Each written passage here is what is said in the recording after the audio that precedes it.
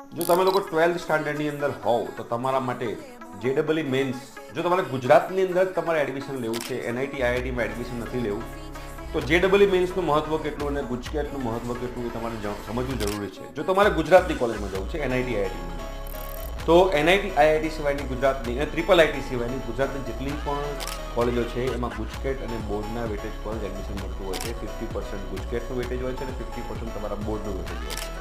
જો તમારે લોકોને ગવર્મેન્ટ કોલેજમાં જવું હોય, જેમ કે એલડી છે, વીજીઈસી છે, એમએસયુ છે, ડીડીયુ છે, ઘણી બધી ગવર્મેન્ટ કોલેજો પણ હોય છે.